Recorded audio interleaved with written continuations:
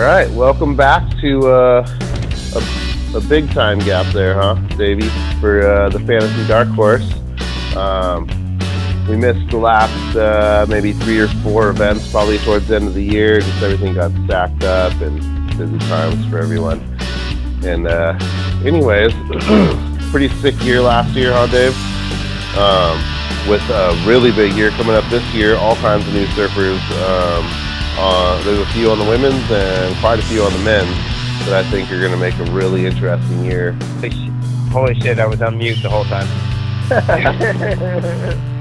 Okay, so what I was going to say is outside of the people that you have been introducing to the tour, we did lose a couple people last year in 2017.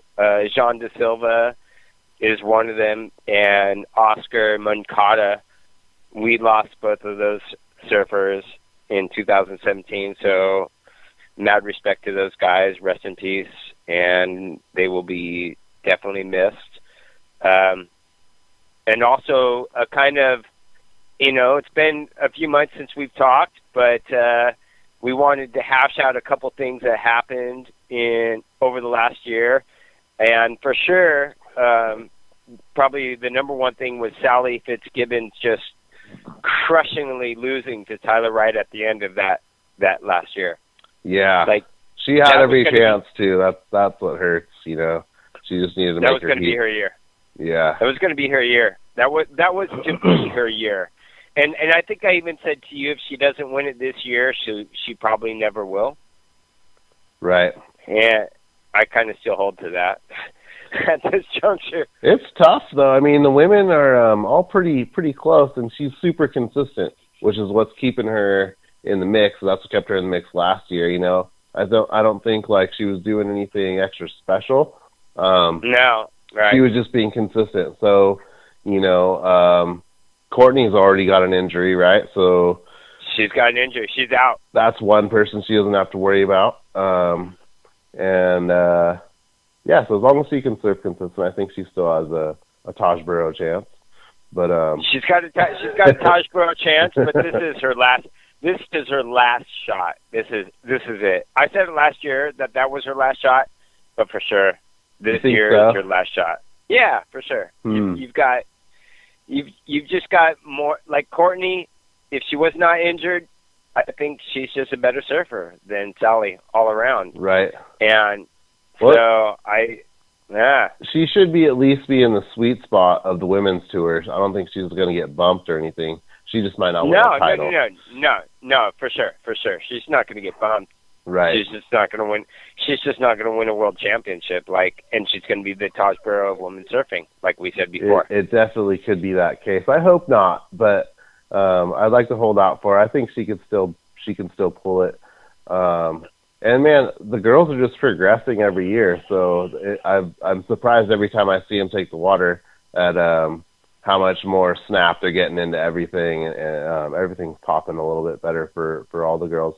I mean, you look at Silvana Lima, from her, if you were to look at some of her videos from whatever 6 years ago to the last 2 years, big difference. And she's been on tour for a long time, and I think she actually doesn't even look like the same person in the water to me, as far as what she's doing out there now.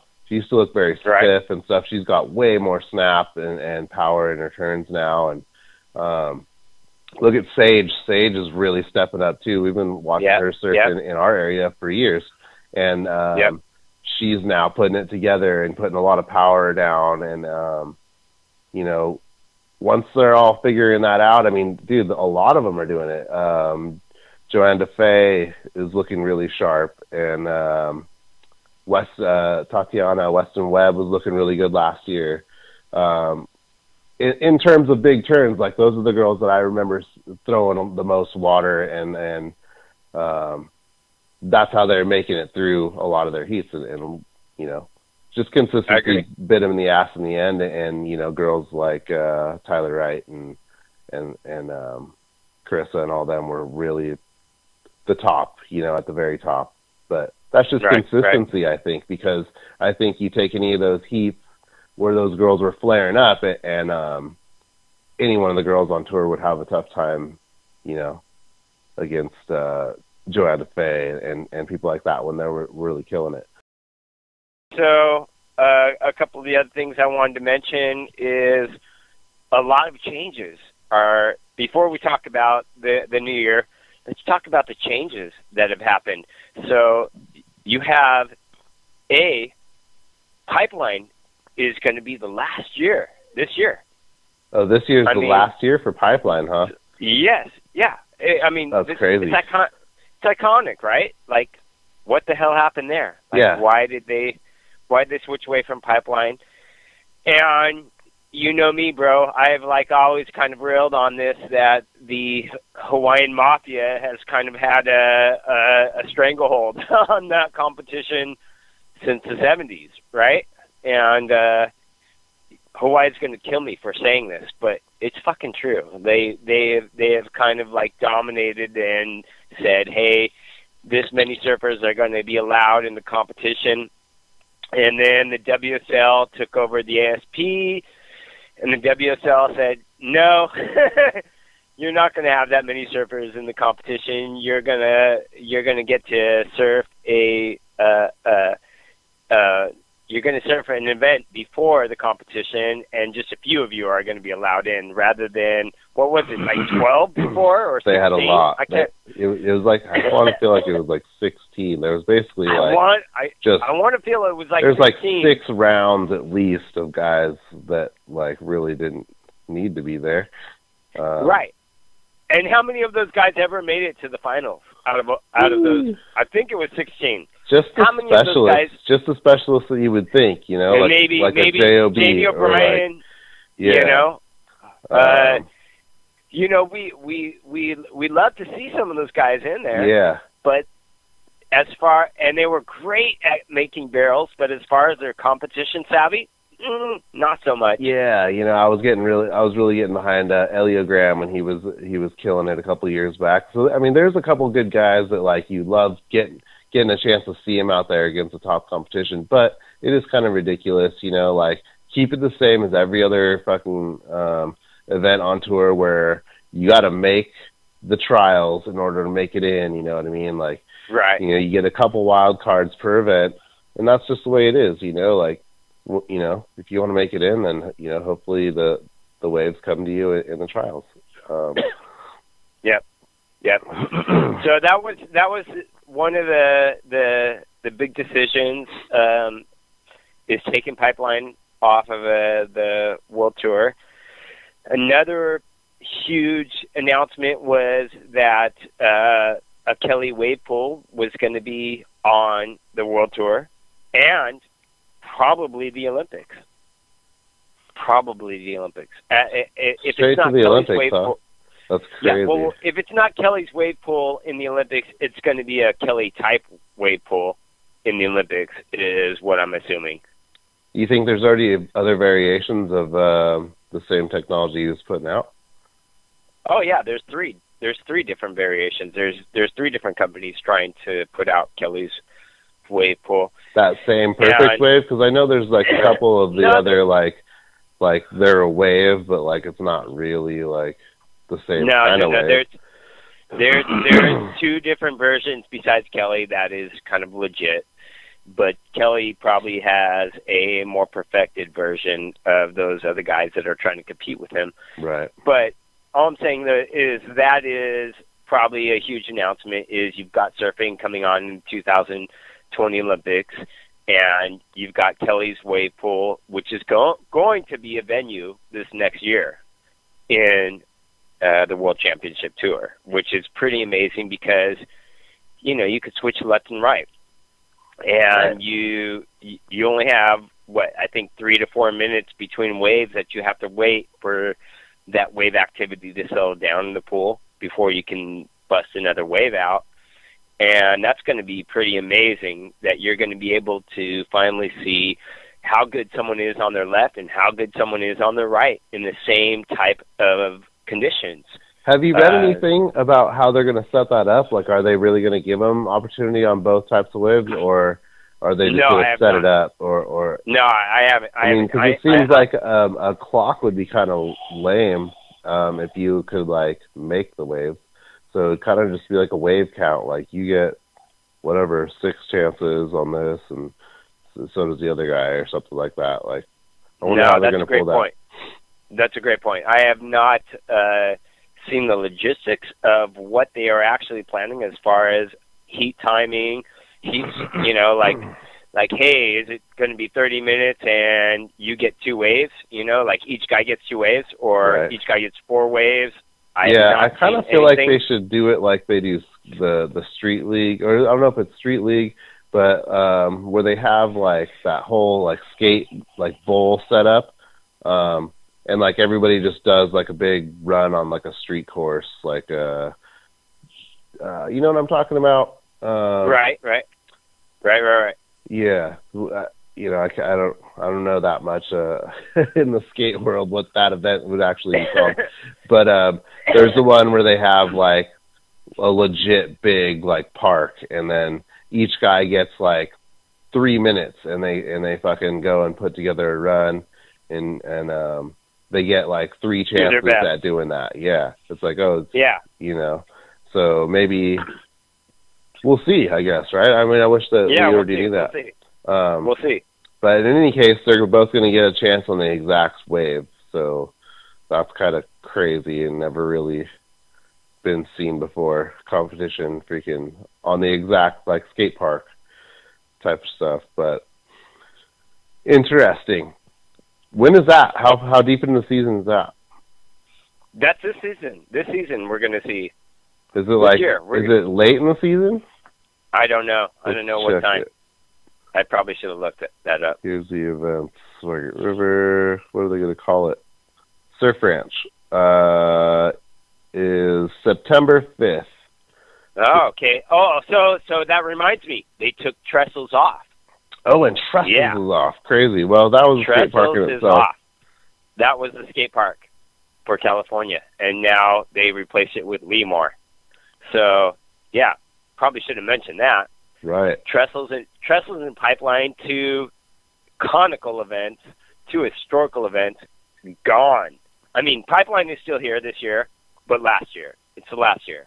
Right. So that's weird, dude. That's going to be so weird, because like that's kind of like a defining wave at the end of the year every year, and at the beginning. Right. You know, because we got the Vulcan Pipe Pro and all, and that stuff right at the beginning of the new year. So, wow, it's just going to be so weird not having that kind of, because it's just a different wave, you know. It's just like Chopes, you know. It's like it's just got its own like different. It's a different thing than. Well, and Pipeline has been just the iconic ending spot for the championship tour for forever. Right. Well, I think it's one of the best spectacles on tour, period, right? I mean, you get the closest to the wave, you're right there next to the big power of something that, you know, you'd never really want to be in if you didn't know what you were doing out there. Exactly. I mean, besides Chopu, but Chopu doesn't have that same crowd that's standing on the beach. You know, they've got the crowd. They got the crowd in the boats. Right. But they don't have that same closeness from the beach to the wave that Pipeline does, and it's just kind of an amazing story as to how that's happened or how that's transpired, in my opinion. So I'm going to turn off. I'm going to restart the camera again, and then let's talk about this next year after this. Cool.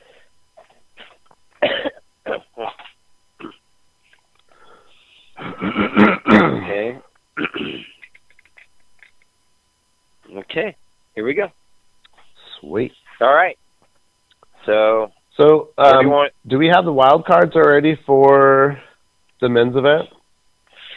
Well, I know there's a certain Australian named Callahan who is going to be in the event. He's a regular footer from Australia, I believe.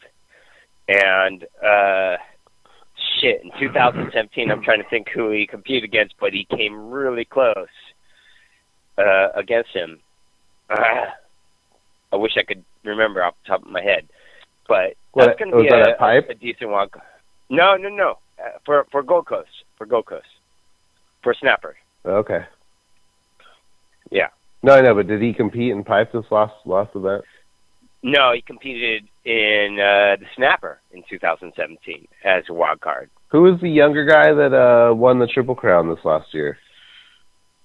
Holy shit. Dude, don't make me look like a fool in front of her. I know. It just came off the top of my head, but I couldn't remember his name. Colapinto, right? That was him. Oh, Griffin. Wow, that's nutty. How crazy was that? Look it up. Because that's just my memory. Right. But I believe Colapinto, a Californian, won the Triple Crown. Yeah, the first Californian, right? How crazy. Yeah. Was it? Yeah, I think that was. I remember them going over that on the webcast, saying that he was the first Californian to win the Triple Crown. But granted, like I think Philippe took off of Sunset, and Philippe was probably kind of in the lead going into the Triple Crown. But Philippe was like, "Fuck, I'm not surfing Sunset." Yeah, and focusing. No, on, and that pipe. was for sure. There was he definitely didn't surf because he was focusing on pipe. So yeah, there's that. So that played into that, but still, I watched Griffin during that whole event, and he's legit. He's freaking legit. He can surf big waves, and he was throwing mad airs in. Even in Sunset, he was doing some kind of crazy airs. So I got to give him respect. We'll see how he does on a world level when usually rookies come in and they get all super nervous and don't know how to surf against the pros. But right. He didn't look that way in the QS. So, and I believe he won the QS. I believe like those last events, he came ahead and actually won the QS. Check me. Sick. Check. I'm not sure if I'm right, but check me if I'm wrong. So, go California. Right? Yeah. So what else do we want to say? Okay, so let's talk about this. Kelly is back in this year, and he's at $7.5 million. Are you going to actually pick him for Snapper Rocks? For Snapper, at 7.5? $7.5 million. You definitely got to consider him at 7.5. Like, even if he is, like, not what he could be or has been in the past, like, I don't know. He definitely surfs consistent. I just don't like, ever since he's been, I mean, sorry, Kelly, but ever since he's been, like, on these other boards, that are, like, they just don't look that good. Right. He just doesn't it just doesn't look that good. I don't know what it is. Like, nothing is as big as it used to be. Well, and to me too, he's just gotten older, and especially like point breaks, he's going to have more stamina and paddling power to match these young guys. Honestly, he's not on my team for Snapper. But his wave choice is like second to none. So I mean, there's the one thing is he can steal a heat any old time. Like, he knows the heartbeat of the ocean somehow at the most critical moments, and he knows how to pick them, and he knows right. I mean, he's surfed all these places for freaking decades now, so absolutely. there's that. I think it's great that we're even debating this because the guy's in his 40s, and he's in his 40s in his last year. I'm going to call it now that this is going to be his last year. It could be. Yeah. But at the same time, like, he's still beating, 66% of the best pros in the world right now. He's still in the top half. Before, his venues used to include places like Snapper Rocks, but now, in my mind, I've limited down to left barrels.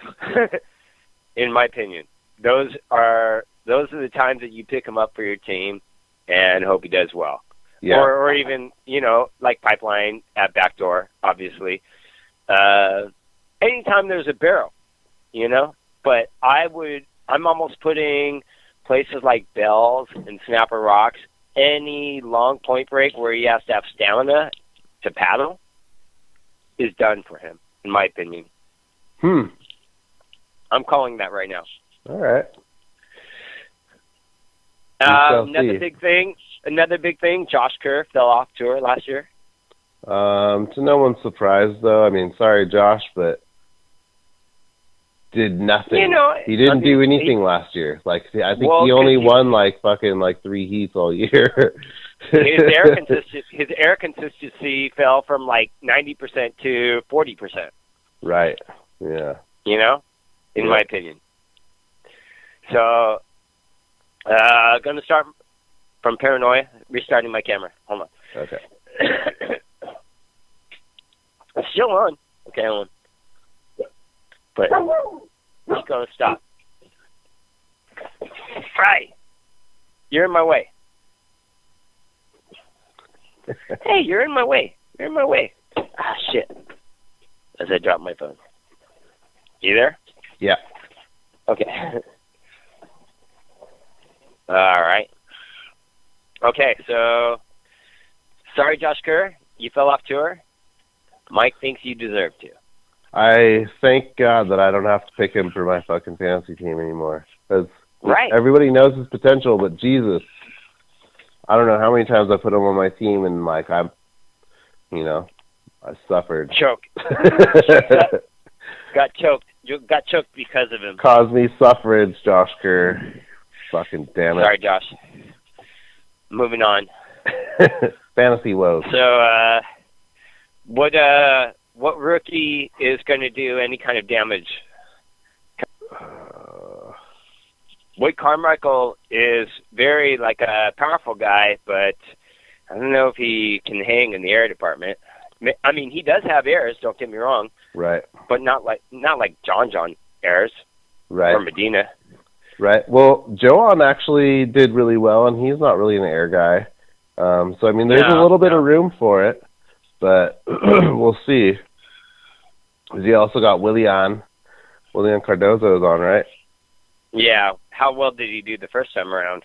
Not well. But he's a powerful surfer guy. You know, he's had a couple events where he flares up, but you know, I don't know. Riding him off. Yeah. Already.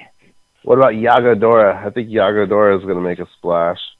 Yago Dora's got some skills. Yago Dora has some skills for sure. I think he might get the rookie nerves in like the first contest of the year, but in places where he can really showcase his air, I think he's going to do really well. I think he's going to be a lot like Philippe at that little magic wave height, you know, where it's like, you know, 2-3 feet overhead at the max, and you know, like consistently like a foot or so overhead. Like I think he's going to be able to do anything he wants at any time.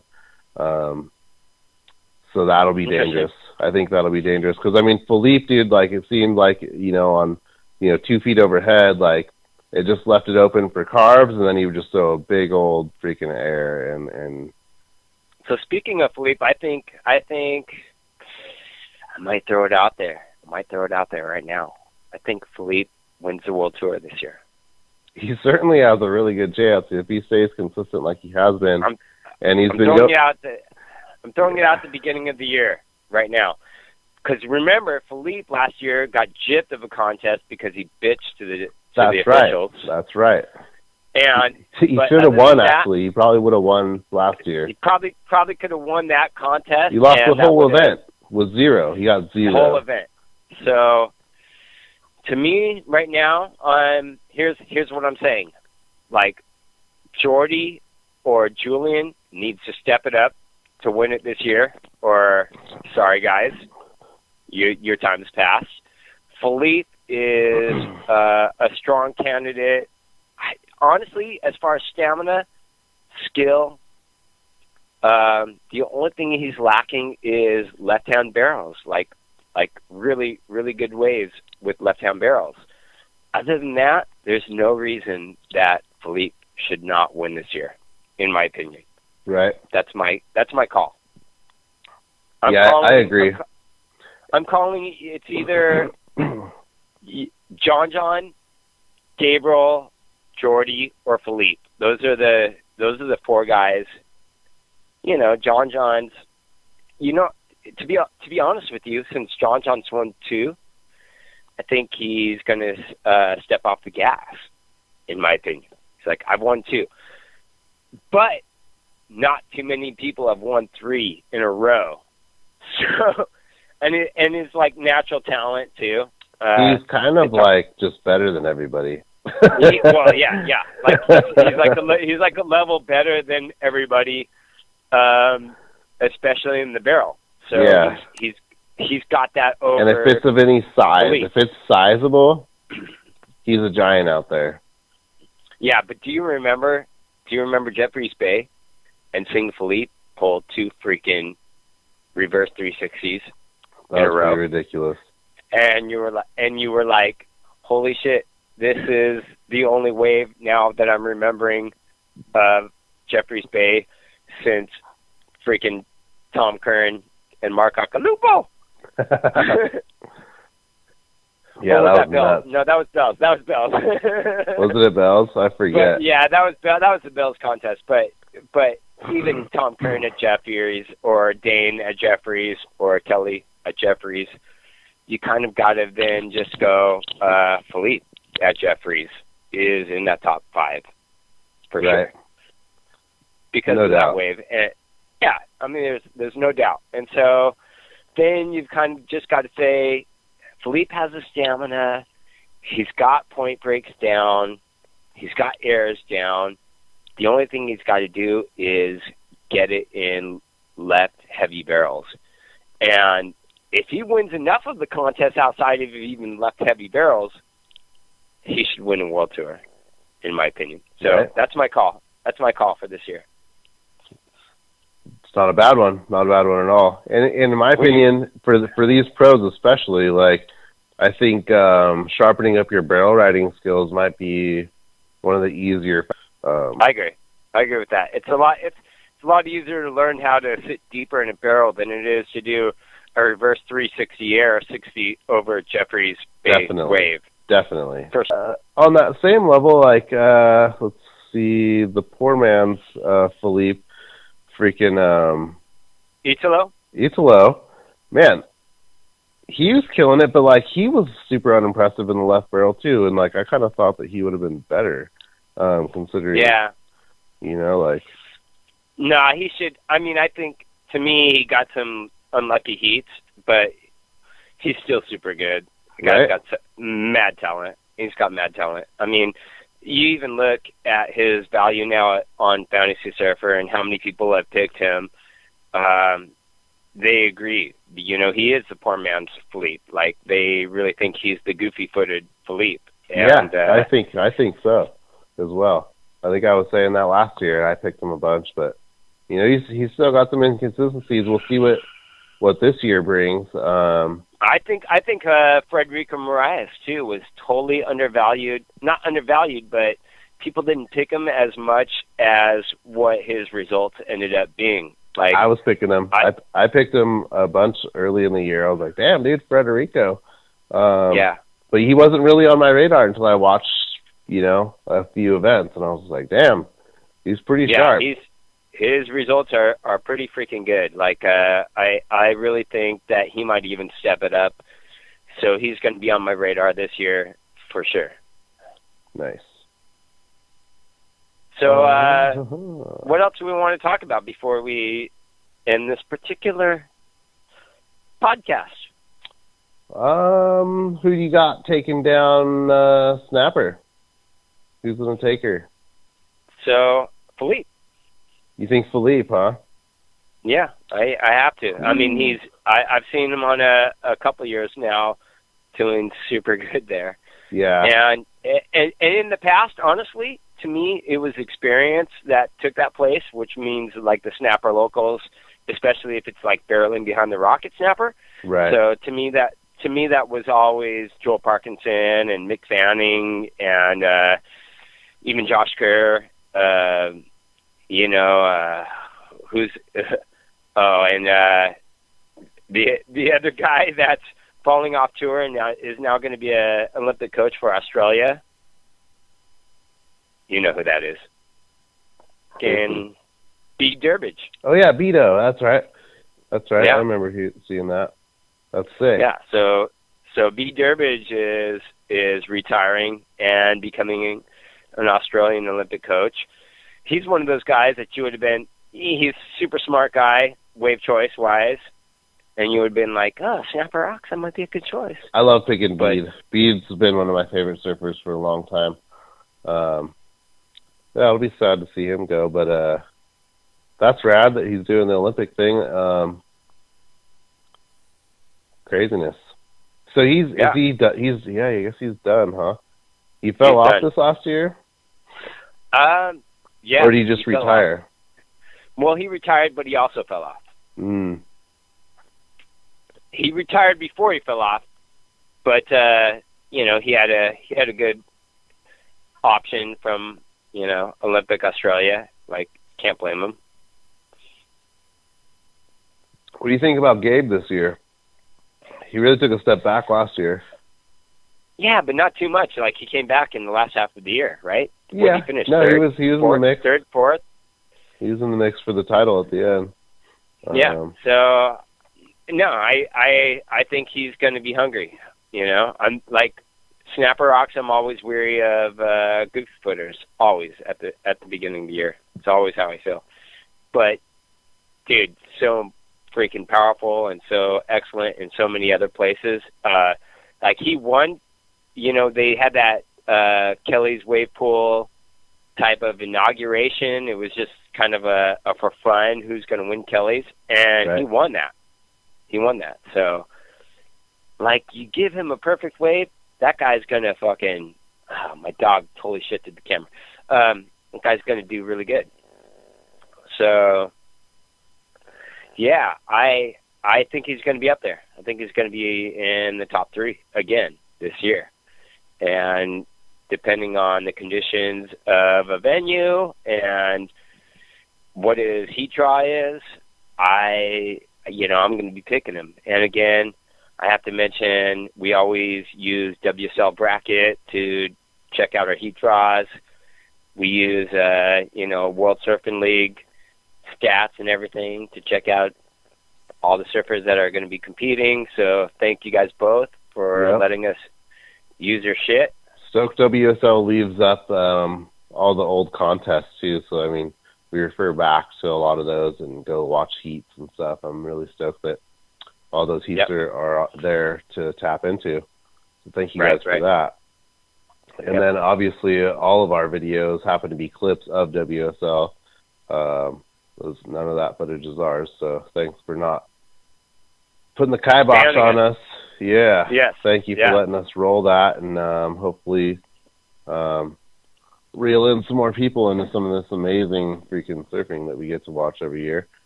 Amen. This is going to be an interesting contest. I mean, I guess I'm looking over the roster here, and it really does kind of look like Philippe's probably the favorite. I don't really think it's a John type of wave. No. I always pick Philippe if it's like like just a couple feet overhead or under. You know, if it's like double overhead, then to me John moves into that, like, he's number 1. But if it's like a couple feet overhead and under, just the pace and speed of the wave, I have to give it to Philippe. Yeah, I think he probably looks like the strongest going into it. So is there anything else we want to say before we end this? We're 40 minutes into it. Cool. I don't know. Do you want to go over any women's stuff? There's a few new women on tour. I don't think we got to go over that. I mean, we talked about it a little bit early, but I think, like Stephanie Gilmore was super strong last year, but I think she's also in that category of, hey, it's going to be her last couple of years. And so I don't know. I don't think she can pull out another world tour. I think Sally's kind of in that same boat. Like, Sally, if she doesn't win this year, it's not going to happen. I think Lakey Peterson is on the up. She's getting stronger, in my opinion. She was looking good last year, for sure. She was looking good last year. So I think she's getting stronger. I think Carissa is in that, like, she thought she was really good, and she is really good, but she didn't have the motivation, and that's why she didn't win last year. Yeah, she just got married. She might have a lot on her plate this year as far as competitiveness, you know. Tyler just won one, and I don't know. So it's going to be, I think the girls is super interesting because it comes down to how much do you want it, because they're all their skills are super similar sets, you know, especially within the top 5. Yeah. So it comes down to, like, what is going on in their life, how much motivation do they have to actually pull something out. So if I was to name, oh my God, that's going to be the hardest thing. Like, dude, Tyler won last year. Nikki's been surfing really well. Nikki Van Dyke's been surfing really well. I'm going to say... She's a dark horse out there this year. God, dude. I'm just going to say Carissa pulls it back this year. Wow. I don't really believe that, actually. I think she's going to be too busy. Yeah, I'm saying it, but I don't know if Tyler's going to rebound. I don't know. You know what? I would have said Courtney if Courtney wasn't injured. Yeah. I would have said this is I would have said this is Courtney's year because of just her determination. Right. So from the outside looking in, to me, it looks like, you know, Tyler and Courtney are two of the girls that have the most competitive drive on tour. Yeah, I agree. Yeah, and Lakey too. And Lakey for sure, I think too. Lakey's drive is there. Sometimes she doesn't always follow through. And last year, to me, the heats where she didn't advance, it was because of the wave quality and, like, you know, how much waves came through during the heat. Other than that, like, whenever it was good and consistent, she really pulled out. So for sure. Let's hope Lakey makes it in the top 3 this year. That's what I'm saying. And Sage as well, man. Sage was right there in the last year, too, which was great, man. I mean, all right, man. Take care. Thanks for tuning into the Fantasy Dark Horse. Like and subscribe. Guys. Always. Yep. We're back. We're back. All right. Event 1. We're back. All right, bro. Later. All right, bye.